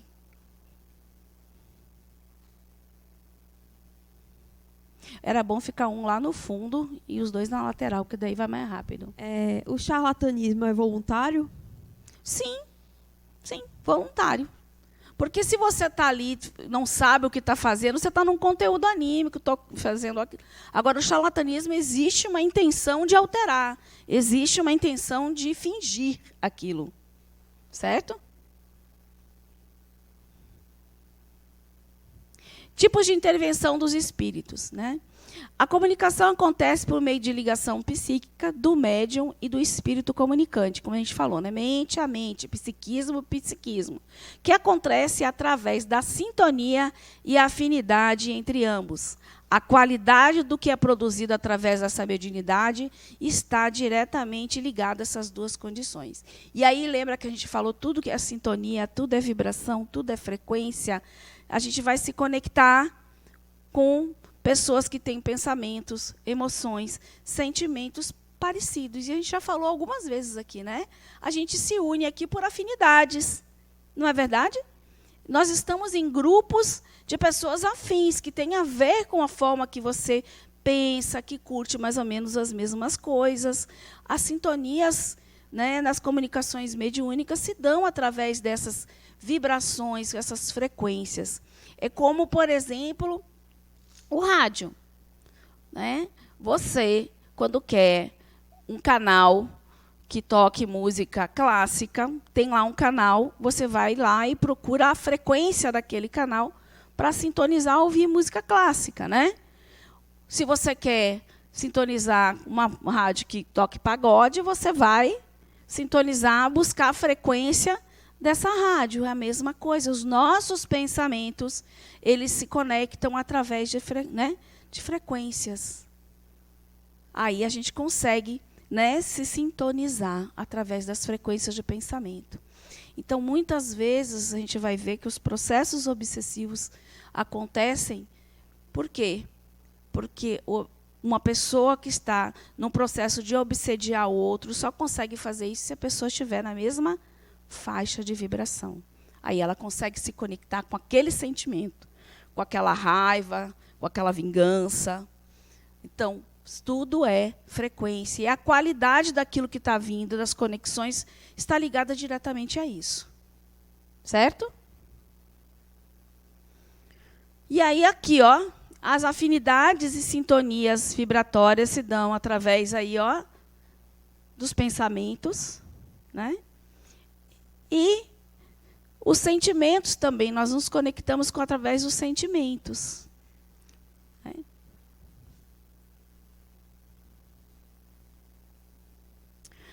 E aí, a Adenauer fala para a gente aí, que, por afinidade, os espíritos buscam comunicar-se, utilizando médiuns que se assemelhem no modo de pensar ou agir. Através da sintonia psíquica, ligam-se energeticamente àqueles que possuem fluidos compatíveis com os seus para produzirem os fenômenos. Então, oi? Pode falar. Boa noite. Boa noite. Isso quer dizer que o médium, ele necessariamente está com uma vibração parecida com o espírito com quem ele está se comunicando, porque os médiums, por vezes, se comunicam com espíritos que estão com a energia um pouco mais baixa, digamos. Isso quer dizer que o médium está naquela frequência, vibrando naquela frequência? Você está falando dos médiums que estão trabalhando em mediúnica ou nós, médiums, nos conectando, né, com as nossas conexões do cotidiano? Ambos. Ó, nas reuniões mediúnicas tem uma particularidade, né? Os médiuns estão ali disponíveis para receber as comunicações, certo? Então, independente disso, não é que ele estava com raiva naquele dia e recebeu um espírito que estava raivoso, não é isso. Pode até acontecer. O médium vai trabalhar numa mediúnica, passa um dia de terror, se estressa, chega num nível de vibração que ele pode até se conectar com pessoas que estejam na mesma frequência e, às vezes, muitas vezes, acompanham a gente nas reuniões, inclusive, né? Tanto é que a gente sempre faz ali umas comunicações de livre demanda, né? Para dar uma, como fala, limpar um pouquinho, né, o campo da gente. Mas não isso não é uma regra, porque o espírito ele vai buscar dentro de você algo que ele possa se afinizar com aquele sentimento dele. E nós temos todos esses sentimentos. Você tem amor, você tem ódio, você tem inveja, né? Você tem felicidade, você tem tudo dentro de você. Se a gente parar para pegar toda a nossa história, todas as vidas que a gente já viveu, todas as coisas que a gente já fez, todos os sentimentos, emoções que a gente produziu, isso está tudo faz parte de nós. Está lá. Então, o espírito consegue acessar exatamente isso. Mas não é que ele tenha que estar naquela faixa da vibração para trabalhar, por exemplo, numa reunião mediúnica. Mas os processos obsessivos, por exemplo, normalmente têm a ver com isso. Certo? Sentimentos de culpa, sentimentos de ódio, de raiva. Quantas vezes a gente baixa tanto a vibração da gente que a gente acaba se conectando com pessoas que estão na mesma faixa ali. né? E ficam ali pertinho de você porque você tem afinidade com ele. Então, ele consegue se sintonizar com você, certo? Mas, na reunião mediúnica, significa que todos os médiuns que estão lá trabalhando estão nessa situação. Ali existe uma disponibilidade por trabalho, certo? Influências espirituais. E aqui a gente vai falar das influências do ponto de vista negativo mesmo. Oi. Boa Pode noite. falar. Boa noite, tudo bom? Tudo bem. Muito se falou aqui em mediunidade no sentido de comunicação com espíritos. Mas e Deus nessa situação toda? E a mediunidade para com Deus? Existiria uma expressão para isso, um termo para isso? Uma mediunidade no sentido de não sou eu que faz estas obras, é o Pai que as faz através de mim. Nesse caso seria intuição em vez de mediunidade? Essa questão de Deus, assim, a mediunidade em si é a comunicação entre pessoas, de espíritos, certo? O se comunicar com Deus, o sentir Deus, né? Você perceber Deus é algo muito pessoal de cada um. Eu não acredito que a mediunidade faça isso, não é a mediunidade. A mediunidade tem essa questão eu acho que é muito mais do que isso, né? Porque como que a gente se comunica com Deus? Cada um tem uma forma, né? Cada um tem uma forma de pensar, a ideia de Deus, como se comunicar com Ele. Eu não vejo muito nesse sentido prático da mediunidade, assim, uma mediunidade de comunicação com Deus. Eu, pelo menos, Tânia, não consigo, né, ver dessa forma. Né? Porque seríamos canais, né? Poderíamos ser canais de Deus também, né? Assim como somos canais de outros irmãos, existiria uma forma de a gente ser canal do Pai, não? O Pai como a essência do Espírito. Então isso implicaria também autoconhecimento e nessa profundidade, nesse mergulho em si. Eu até fiquei pensando se isso poderia ser confundido com animismo também, né? Que é algo mais do nosso espírito, da nossa essência, né? Que vem à tona e que a gente serve como canal, né? Para isso. Eu acho que tudo que flui por nós, né? Tudo que flui por nós tem algo, é divino, né? Tem Deus, são canais. Eu acho que não é necessariamente a mediunidade, né? Mas essa conexão com Deus realmente eu acho que pode ser de várias formas, não necessariamente dessa forma, entende? É uma forma que eu penso, não estou dizendo que é a forma certa, né? Que não tem certo, né? Nem certo nem errado. E como eu digo sempre, hoje eu estou falando dessa forma, amanhã eu posso virar na esquina e pensar completamente diferente porque algo mudou em mim ou algo, né? Algum conhecimento a mais eu adquiri. Né? As influências dos espíritos que nos solicitam ao mal, eles se ligam aos que solicitam por seus desejos ou os atraem por seus pensamentos, que é aquela questão de se sintonizar mesmo, né? Aguardam um momento favorável, como o gato espreita o rato. Desconfiais daqueles que exaltam vosso orgulho, porque vos tomam por vossas fraquezas. E aí é um grande calcanhar de Aquiles da gente. E a gente fala muito isso, inclusive, nas reuniões mediúnicas. Muito cuidado para que você não fique fascinado, né? Desconfie daquele que chega para você, sempre lhe exaltando, dizendo que você é muito bom, que você é o melhor, né? Porque é por aí que ele vai levando você, né? A cometer muitas falhas, né? Enganos com as pessoas, com situações. Nunca o espírito recebe a missão de fazer o mal, é por sua própria vontade e escolha. Ninguém vem pensando, né? Planejando fazer o mal, mas as nossas escolhas é que nos levam a determinadas situações. E agora a gente vai ver alguns tipos de mediunidade. Provavelmente vocês também vão se reconhecer em algumas aqui.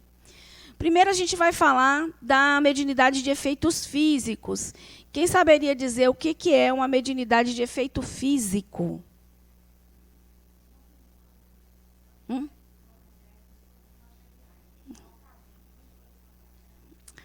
Movimento, deslocamento. Deslocamento, movimento das coisas da matéria, né, no caso. Sim. Através do ectoplasma do médium. Sim. Mais algum? Incorporação? Então, vamos ver aqui. Ó. O que caracteriza um efeito físico?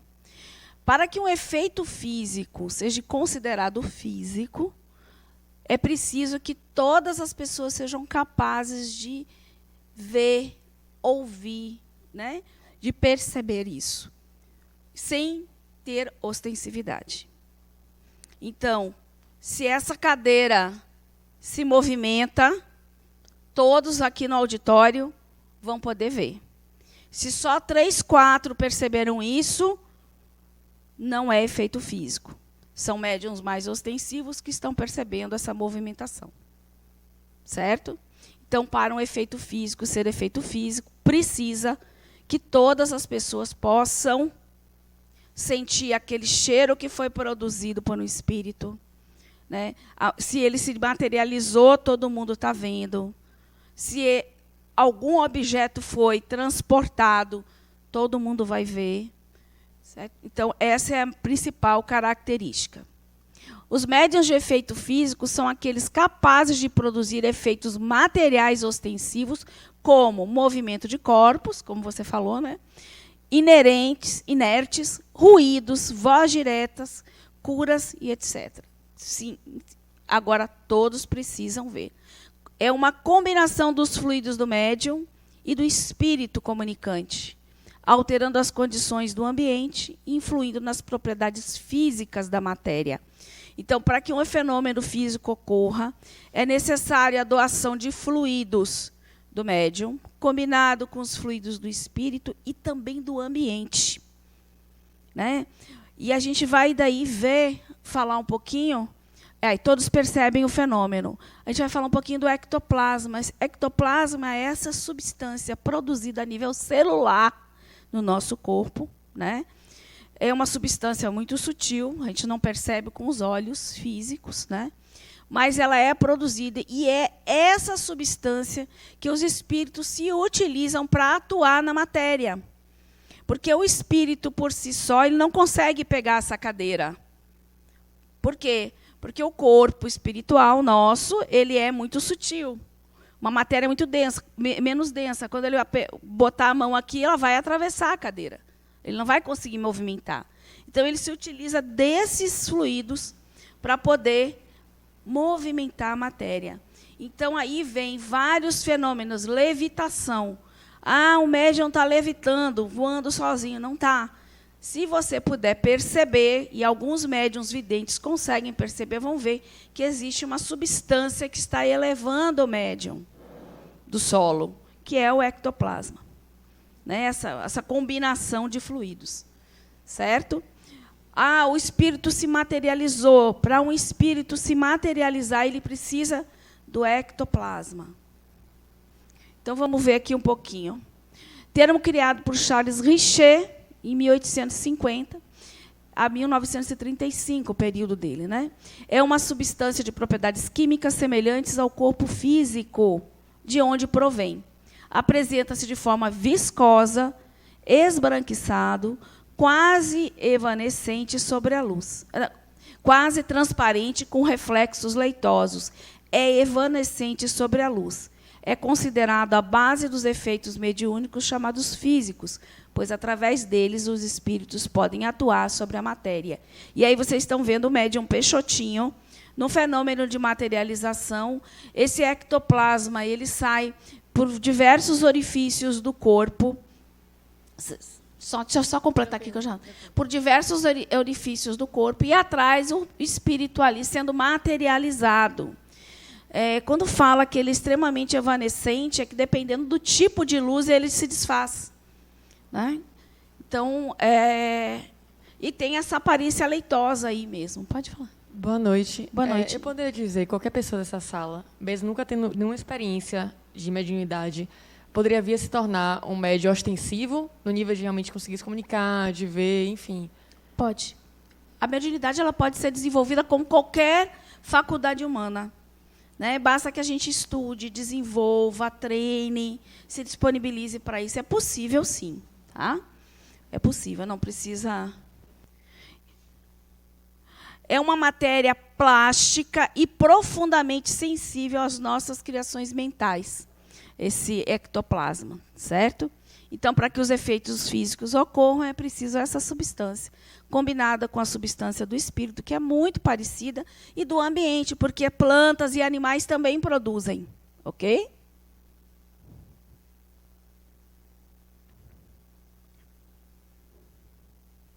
E aí, alguns dos efeitos físicos. Materialização. Aí a gente está vendo aí a médium Florence Cook, que a gente viu, né, que William Crookes até fez o estudo. Lembra que a gente falou sobre que ele media, pesava os espíritos? Lembra das experiências dele? Fotografava? Pois é, essa médium, ele estudou muito essa médium. Ela está materializando aí esse espírito de Kate King. Ela materializava completamente ela, né? Materialização é um processo de condensação de ectoplasma, possibilitando a visibilidade física e, às vezes, a consistência material aos espíritos animais desencarnados. Então, é possível, né, ela tomar uma forma que ela se torne tangível, que ela tem uma temperatura. Por quê? Porque o nosso perispírito, lembra que a gente falou que o nosso corpo espiritual tem todos os órgãos, tudo direitinho como o nosso corpo físico, é igualzinho. Então, por isso é que é possível, né? Foi possível todas essas experiências de tirar a temperatura, batimento cardíaco, né? Então, materialização. Transporte. Consiste em trazer para o local onde está o médium objetos que se encontram em outro lugar. Então, ele transporta um objeto de um local para outro. De modo geral, os objetos trazidos são coisas pequenas, né? Flores, frutos, joias e enfeites. Trazer um objeto do exterior para o ambiente se chama aporte.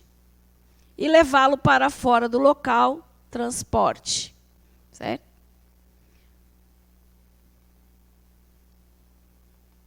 Levitação. Lembra que eu falei, né, que ele não está ali voando, né? Na realidade, ele está com esse ectoplasma levantando, né? Existe essa matéria aí embaixo. Esse é um médium, o Daniel Douglas Home, né? Ele foi incrível, assim. O médium, ele tinha várias mediunidades, inclusive essa de levitação, tá? Ele foi visto, inclusive, ele estava num hotel, ele saiu, várias pessoas viram, ele saiu levitando de uma janela, saiu para fora e entrou por outra janela levitando. Né? 1830, 1880, por aí, né? 50, por aí. É. Bom, é elevação e deslocamento de pessoas e objetos sem um apoio visível, mas o apoio existe, ele está lá. Né? O fenômeno da levitação foi conhecido em toda a história da humanidade, inclusive pela Igreja, né? Com vários membros canonizados. E aí ele dá o exemplo aqui, né, de José de Cupertino e Teresa d'Ávila, e etc. Vários. Né? Levitação ela pode ser individual, múltipla com duas pessoas, né, ou mais, e pode ser simultânea com objetos ou pessoas. Então, você pode levitar objeto, pessoas com objetos, e assim vai. Esses fenômenos são bem mais difíceis hoje de você ver. Muito raro. Tipologia é aquela que a gente, se for lembrar lá das irmãs Fox, né, que o espírito de Charles Rosman, né, que ficava batendo, ela fez aquele sistema de comunicação de pancadas. Né? Então, isso é tipologia, comunicação do espírito por meio de pancadas, a expressarem por convenção de letras e palavras. Aí ela dizia, uma batida, sim, duas batidas, não, e assim sucessivamente. Oi. Ô, Tânia, é interessante a gente perceber essa diferença da levitação para o desdobramento, porque no desdobramento quem vai é o espírito e na levitação quem vai é o corpo físico, né? Através da mediunidade do efeito físico. E também que quando ocorre esse processo de efeito físico, tem que ter os médiuns que tenham mediunidade de efeito físico que possam doar o ectoplasma, né? Porque senão não acontece. Sim. Os médiuns de efeitos físicos, eles produzem ectoplasma em abundância, em muita quantidade. Então, não é todos os médiuns que podem... Todos produzimos ectoplasma, mas em quantidade, para que os efeitos físicos ocorram, é mais difícil, né? Eu acho que é por uma questão... Primeiro, porque existe um desgaste muito grande do médium para esse tipo de fenômeno. Poucos lugares hoje ainda tem, mas poucos fazem. Lá no Rio de Janeiro, tem o Centro Espírita Frei Luiz, com Paulo Frutuoso, inclusive, que é um médico. Eles fazem muito ainda... tem muito fenômeno físico, né? E eles estudam muito materializações, fenômenos de materialização e cura. Eles são muito fortes na cura. Ele é médico. É fantástico. Inclusive, ele tem um livro maravilhoso, né? A Face Oculta da Medicina.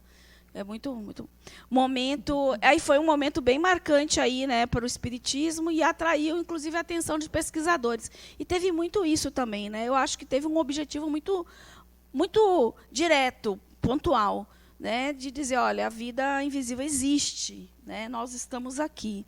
E foi necessário. Hoje você já tem a própria ciência fazendo estudos, né, sobre vida, experiências de quase morte, né, toda a reencarnação, né? Hoje já tem outros recursos, né? Mas é muito também pelo desgaste. Tânia. Tânia. Oi. Oi. Uma pergunta. Você falou que é mais raro hoje ver esses ilusionistas. Uri Geller, né, de muito tempo atrás, e esses ilusionistas que levitam e etc. A gente poderia dizer que seriam médiums e que estão... Não, ilusionista não. É truque. E Uri Geller, eu acho que foi comprovado que era charlatanismo, né? Não era aquele poder da mente, não. Que ele dizia que era a mente, né? É fato, a nossa mente é capaz de fazer muitas coisas, independente da mediunidade ou não. Mas, não. Os ilusionistas são mágicos mesmo, né? Ilusionistas. Não tem a ver com isso, não. Certo? Não sei se existe algum que se utilize disso, né, para o espetáculo, mas até onde eu sei, não. Bicorporiedade. Lembra que bicorporiedade, a gente falou que isso é possível porque nós temos um corpo físico e um corpo espiritual.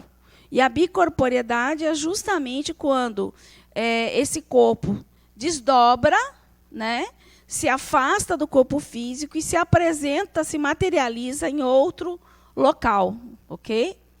É um fenômeno pelo qual um indivíduo vivo pode manter sua presença de forma tangível em 2 lugares diferentes ao mesmo tempo. Isso é graças a essa potencial, essa propriedade do perispírito, né? Aí que são alguns exemplos, né, de bicorporiedade. Eurípides Barçanufo, né, que estava dando aula e fez um parto, né? Ali Francisco de Assis, Santo Agostinho, Santo Antônio de Pádua, Padre Pio, todos eles. Voz direta, manifestação oral direta do espírito, dispensando o aparelho vocal do médium ou de qualquer dos presentes. Então, o espírito é direto. Ele não passa por um médium para falar, né? Não usa o aparelho do médium. Escrita direta ou pneumatografia, comunicação que se realiza por meio da escrita direta do espírito, ou seja, sem o uso da mão do médium e de qualquer material ou instrumento visíveis. Né? E todos eles, têm que ver. Né? Todos, independente de ostensividade ou não. Transfiguração, fenômeno caracterizado pela modificação da aparência do médium durante o transe. E isso se dá por uma sobreposição do perispírito, do espírito, né, no médium. Né? Então, aí ele vai modela a forma que ele deseja, né? Certo?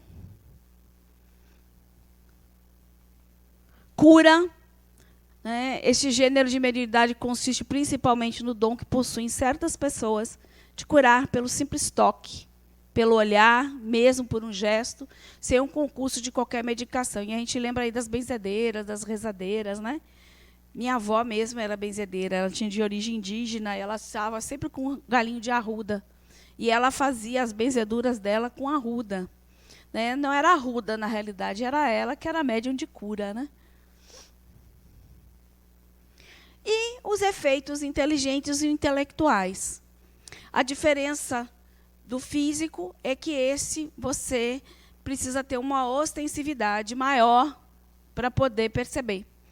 Então, as mensagens chegam até você, na sua mente, e você transcreve através da escrita, ou você se comunica através da psicofonia, mas é só o médium que percebe, né?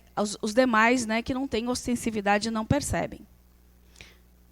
São dotados de faculdade que recebem e transmitem comunicações inteligentes.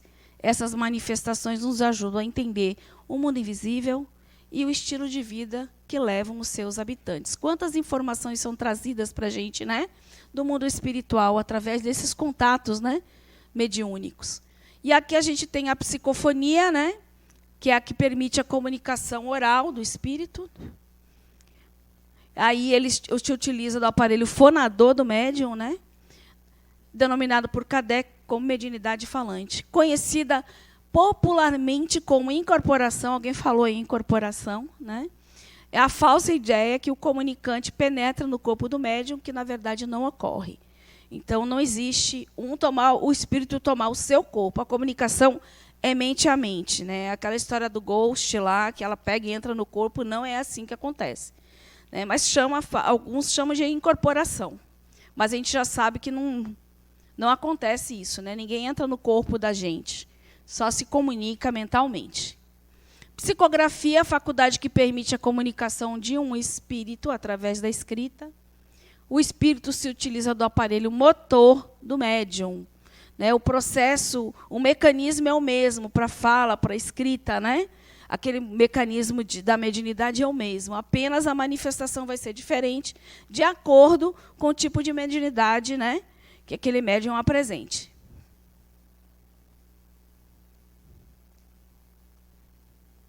Psicometria. Todas essas a gente vai ver, viu, na nossa mediúnica. Psicometria, né, psicografia, nós vamos ver. Vamos também ver vamos fazer, né, uma atividade de efeito físico para ver se a gente consegue, né, visualizar alguma coisa. Já aconteceu aqui da gente ver.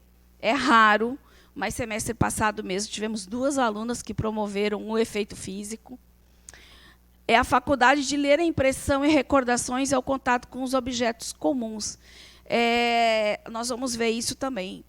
Tem médiuns de psicometria que, ao tocar o objeto, conseguem perceber o sentimento daquele objeto, muitas vezes a história daquele objeto, né, o que traz aquele objeto. Então, ele consegue fazer isso. Nos Estados Unidos, eles usam muito nas investigações esses tipos de médium, para descobrir algo sobre a pessoa, descobrir onde ela, né, está, às vezes ela está desaparecida. E aí constatou que, colocando na fronte de algumas pessoas um objeto qualquer, essas conseguiam descrever a sua história, detalhando fatos e circunstâncias a ele relacionados, desde ambientes e cenas ligadas à sua existência em diversas épocas, até o caráter que tiveram em seu poder. Então, desde de um sentimento, de uma ideia que chega a você, até a história da pessoa. É possível. E a gente teve aqui também uma aluna que foi incrível. Ela pegou uma caixinha, a gente bota os objetos numa caixinha, e ela falou exatamente o que estava dentro e exatamente o sentimento que trazia aquele objeto. Quando abriu, a pessoa que trouxe o objeto ficou assim, parada de ver ela descrevendo com tanta precisão. Né? Aí a gente vê a psicopictografia, a gente também vai ver na nossa mediúnica isso. É a aptidão mediúnica que faculta a produção de pinturas e desenhos. Né? E aqui a gente tem Medrado, né, que faz essas pinturas mediúnicas, e é impressionante de ver a velocidade com que são produzidas. E tem um porquê que elas são produzidas assim. Alguém sabe por que elas são tão rápidas para serem produzidas? Inclusive, já chamaram pintores para analisar essas pinturas, a técnica que foi utilizada, e eles falaram, vários disseram que era impossível, com aquela técnica, fazer em tão pouco tempo, que eles não conseguiriam. E, no entanto, o médium faz. Esses quadros já estão plasmados no plano espiritual. Já estão prontos, na realidade. Quando ele joga a tinta, aquilo já está meio que determinado. E, inclusive, pelo fato de serem plasmados também no plano espiritual, eles demoram muito para secar. A tinta, às vezes, fica tempo para secar. É muito interessante. Então, é por isso que eles conseguem essa velocidade. Uma das características, né, é a velocidade da produção. Intuição. Né? E aí a gente traz intuição, e aí eu esqueci de colocar o slide, a diferença entre intuição e inspiração. Né? A intuição, na verdade, é conteúdo que o espírito já possui. É o conhecimento que ele já tem, a capacidade que ele já tem de fazer análise sobre as situações. Né? Pode ser um pressentimento que se demonstra mediante as experiências do espírito nessa encarnação ou em outras, que se apresentam mediante situações adversas da vida em todas as dimensões. Então, às vezes, nós temos esse potencial de análise, nós temos o nosso conteúdo. Nem sempre é um espírito que está inspirando a gente. E aí é que tem a diferença entre intuição e inspiração. Inspiração é quando você recebe a inspiração de outra pessoa, né? Você é inspirado por outra pessoa, né? Conteúdos que ela traz para você. E a intuição é nossa. E essa inspiração tem esse caráter mediúnico, né? Quando tem um espírito desencarnado ali, né? Trazendo as suas ideias, né? Inspirando você. A vidência, ou visão espiritual, né, é a faculdade de ver além das possibilidades visuais ordinárias, ou seja, as nossas possibilidades aqui, né, tanto na dimensão espiritual como na física. Então, são os médiuns videntes, né, que veem, né, os espíritos, que veem paisagens, objetos do mundo espiritual. Pode ocorrer perfeitamente acordado, conservando as lembranças, inclusive. Né? Audiência, vidência, prevê a audiência de escutar. Faculdade que permite o médium escutar no campo fluídico os sons produzidos no ambiente espiritual. Interna, ela pode ser interna. Você tem a impressão que está escutando dentro do cérebro, dentro da sua cabeça, aqui mesmo, certo? E pode ser externa, você ouve como se fosse uma pessoa falando para você externamente mesmo. Pode acontecer das duas formas. E o desdobramento. O desdobramento, embora ele seja anímico, né, o desdobramento é um potencial nosso, independente de ser mediúnico ou não, ele pode ser mediúnico. Ele pode ser, inclusive, induzido por um espírito, ou pode se tornar mediúnico no momento em que eu desdobrei e tenho um encontro com pessoas desencarnadas, tenho um contato, comunicação com elas. Então, o desdobramento.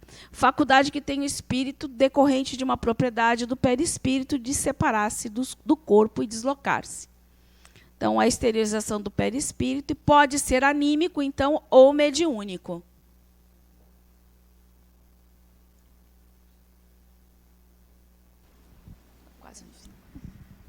Olá, eu queria entender a diferença entre o desdobramento e a bicorporeidade. Eu acabei confundindo essas duas. Não, a bicorporeidade ocorre um desdobramento, o seu perispírito se desloca do seu corpo, ele desdobra. E, em um outro lugar, ele se apresenta materializado, tangível, como se fosse o corpo físico mesmo. Aí, como se você ficasse em dois lugares, bicorporeidade, dois corpos. O seu corpo físico fica, seu corpo espiritual se desloca, desdobra e se materializa em outro lugar. Certo? E o desdobramento é só o desdobramento, é só o deslocamento. Tá bom? E eu fiquei um pouco inquieta sobre a questão da inexistência do fenômeno da incorporação. Porque quando se fala em incorporação, se fala um pouco além do fenômeno de audiência, de ouvir, de falar enquanto espírito. Mas a incorporação ela é um fenômeno complexo em que o indivíduo, enfim, que incorporou, né, ele não somente fala, como ele age, gesticula, como há também pode até haver a transfiguração, né? Então, eu fiquei um pouco confusa como a gente poderia resumir a incorporação tão somente ao uso do aparelho fonológico, fonador e... Fonador. Isso. Se há também uma manifestação gestual. Não, pode haver a manifestação gestual, mas a manifestação gestual não é porque o espírito entrou no seu corpo. É mentalmente, ele está comandando ali mentalmente você. Então, você está ali expressando aquela emoção, dependendo do nível de controle que você tem, você acaba... Tem pessoas que não têm controle, se jogam no chão, querem agredir, né? Médiuns ainda que não têm uma educação mediúnica, ainda que não aprenderam a lidar. Então, acontece, mas não foi o espírito. Embora você se manifeste, né, corporalmente com isso, não é porque ele está dentro do seu corpo, é isso. É tudo mente. Certo? Porque tudo quem comanda é a mente mesmo, inclusive o corpo físico, certo? Só para, até na linha da pergunta dela, eu já li algumas coisas sobre isso e eu acho que teve uma aula aqui também, que já foi comentado. Eu sou de outra turma, mas eu me lembro de já ter falado sobre isso. Que no fenômeno da incorporação existe a questão da conexão dos chakras também, né? De pontos do seu corpo que se conectam com o espírito. E que eu acredito que aí pode me corrigir se eu estiver errada, mas foi o que eu entendi, né? Que é isso que faz com que tenha esse movimento corporal, né?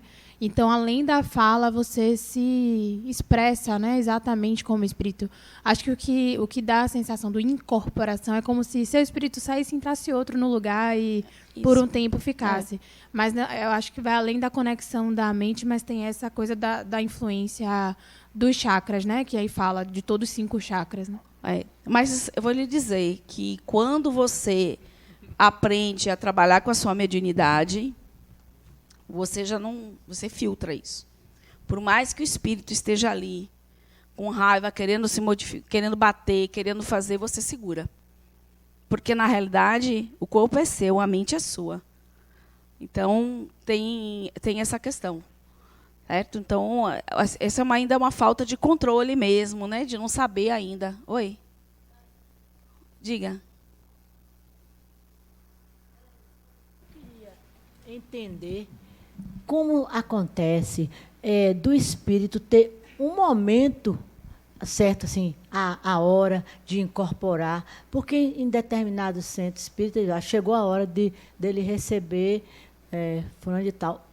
Como é possível isso? Se essa questão da comunicação, da incorporação, não ser, vamos dizer assim, diuturna, né? Porque geralmente não acontece. E eu já frequentei sessões, reuniões espíritas, que tem um momento em que o espírito se manifesta naquele mesmo dia, naquele mesma hora. Eu queria entender como é que acontece isso, ter hora certa e momento certo. A hora certa é uma questão de organização, como qualquer coisa. Quando a gente marca uma reunião com pessoas, você marca um horário naquele dia para aquela atividade. Então, a reunião mediúnica é por isso. Poderia ser durante o dia, porque não tem problema ser de dia, de noite, mas é uma questão de disciplina para os encarnados e desencarnados. Então, tem aquele horário daquele espírito, determinado espírito. Ou não, determinado espírito ou espíritos que venham, depende da reunião, depende do tipo de reunião. Mas, assim, o horário é uma questão de disciplina mesmo. Né? Da mesma forma que a gente tem que ter disciplina aqui, horário, marcadinho, tudo a mesma coisa. Eles vêm, já estão lá esperando naquele horário para fazer o trabalho, se comunicar. E aí depende da reunião, né? Cada um. Entendeu? Sim. E assim, é tudo uma questão de controle da gente. Mas ela está falando da reunião que vem, tudo é porque é uma disciplina mesmo. Tem que ter. Oi.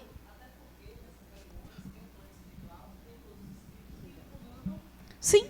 No no ambiente físico. Pois né? por isso eles também precisam de uma organização, e aí eles que organizam né? justamente para dar essa oportunidade. Da mesma né? forma que aqui, né? Vamos só para mim concluir aqui. A mediunidade faz parte da nossa vida cotidiana e pode ser percebida de várias formas, né? Para a gente começar a ficar um pouquinho mais atento de que forma ela acontece com a gente, porque é o tempo inteiro. No trabalho, quando temos ideias e soluções que surgem de forma repentina, não conseguia resolver, de repente tem aquela ideia, né, que, poxa, como é que eu não pensei nisso antes? Na premonição materna que sente quando um filho está em apuros, quer conexão maior do que isso. No sentimento de que não devemos fazer determinadas coisas ou ir a determinados locais. Na percepção da energia em ambientes e pessoas. Na criança que brinca com seu amigo imaginário. Na conexão quando pensamos em pessoas distantes que nos retornam quase que imediatamente. Num abraço que traz conforto e bem-estar. Tem abraço que é um passe, né? É incrível, né? Que você te abraça e te organiza toda. No artista que pinta um quadro, compõe uma música, escreve uma peça de teatro ou modela sua escultura. E Mozart é um exemplo disso. Ele mesmo dizia que quando ele estava em silêncio, né, que as notas vinham até ele, né, e que sobre aquilo ele não tinha mínimo controle, né, e ele fez composições belíssimas, né? Então, é isso. É muito conteúdo, certo? É muitos tipos de mediunidade, são alguns, gente, tem muito desdobramento disso. Então, busquem estudar, né, entender melhor, tentem perceber no seu dia a dia, né, essa mediunidade que acontece o tempo inteiro nas pequenas coisas, certo? E eu queria agradecer mais uma vez, muito obrigada, certo?